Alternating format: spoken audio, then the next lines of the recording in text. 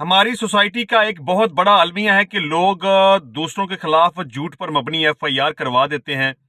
یہ اکثر ایسا ہوتا ہے کہ کسی ایک شخص نے جرم کیا ہو اور مدعی ایک سے زیادہ لوگوں کے خلاف ایف آئی آر کا اندراج کرواتا ہے جھوٹ پر مبنی. اور جب بے گناہ کسی شخص کو کسی مقدمے میں ملوث کیا جاتا ہے تو اسے کافی پریشانی کا سامنا کرنا پڑتا ہے، اسے جیل بھی جانا پڑ سکتا ہے، اسے کافی اخراجات بھی کرنے پڑ سکتے ہیں. لیکن اس حوالے سے پراپر کوئی قانون سازی موجود نہیں تھی کہ اگر کوئی شخص جھوٹ پر مبنی کسی کے خلاف ایف آئی آر کرواتا تو اس کا کچھ نہیں بگڑتا تھا. لیکن اب اگر کوئی شخص کسی بھی دوسرے شخص کے اوپر جھوٹ پر مبنی ایف آئی آر کروائے گا اور یہ بات ثابت ہو جائے کہ یہ ایپلیکیشن یا ایف آئی آر جھوٹی ہے تو اس مدعی کے خلاف سخت قانونی کارروائی کرنے کا اختیار ہوگا اس شخص کو جس کے خلاف جھوٹ پر مبنی ایف آئی آر کروائی گئی ہوگی. اس کو یہ بل قومی اسمبلی سے منظور ہو چکا ہے.